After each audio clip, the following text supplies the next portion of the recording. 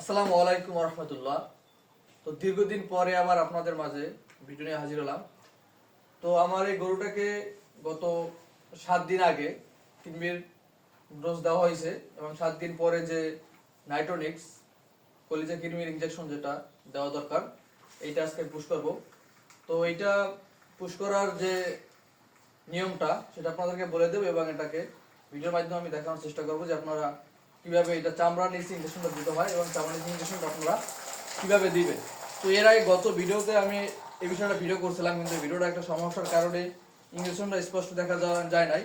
তো আজকে আমি আশা করি সম্পূর্ণভাবে আপনারা ভিডিওর মাধ্যমে শিখতে পারবেন এবং স্পষ্ট আকারে ভিডিওটা দেখার চেষ্টা করবো ইনশাল্লাহ। কারণ এই চামড়ার নিচে মানে ইনজেকশনগুলো দেওয়ার সময় অনেক সময় গরু যদি বেশি চঞ্চল হয় সেক্ষেত্রে লাফালাফি করে বা একটু মানে দুষ্টামি করে, যার কারণে অনেক সময় দেখা যায় একটু সমস্যা হয়। তো আশা করি আজকে আপনাদেরকে আমি সম্পূর্ণ ভাবেই দেখানোর চেষ্টা করবো ইনশাল্লাহ। তো যারা আমার চ্যানেল নতুন দর্শক তারা অবশ্যই চ্যানেলটাকে সাবস্ক্রাইব করে রাখবেন এবং যারা চ্যানেলটাকে ইতিমধ্যে সাবস্ক্রাইব করেছেন তাদেরকে অসংখ্য অসংখ্য ধন্যবাদ। তো এইটা নিয়ম হচ্ছে আপনার 50 কেজি বৈডের জন্য 1.5 সিসি।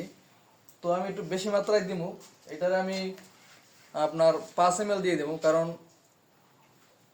একটু বেশি পরিমাণে দিতে হয়। অনেক সময় দেখা যায় না হয় ওনার কাজটা পরিপূর্ণভাবে হয় না বা করে না। তো এটার আনুমানিক 150 কেজি বডি ওয়েট আছে,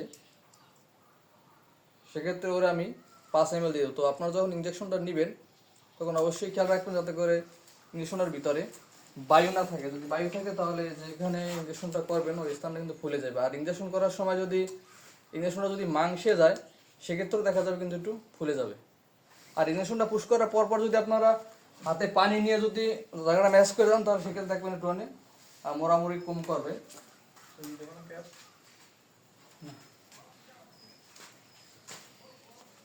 তো এই চামড়াটাকে সুন্দরভাবে টেনে নিতে হবে।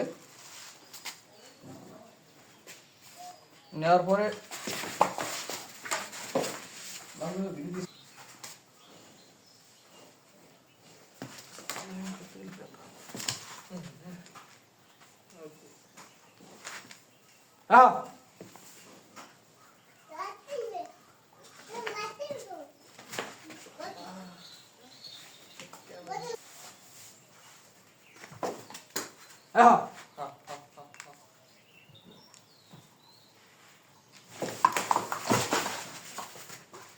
ভালোভাবে দেওয়ার অনেকটা চেষ্টা করছি, কিন্তু গরুটা একটু দুষ্ট এবং শক্তিশালী থাকার কারণে মানে ইঞ্জেকশনটা দিতে অনেকটা সমস্যা হয়েছে, আপনারা যেটা ভিডিওর মাঝে দেখছেন।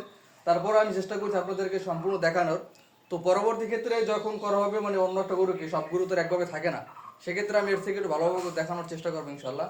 তো সকলেই ভালো থাকুন। আসসালামু আলাইকুম রহমতুল্লাহ।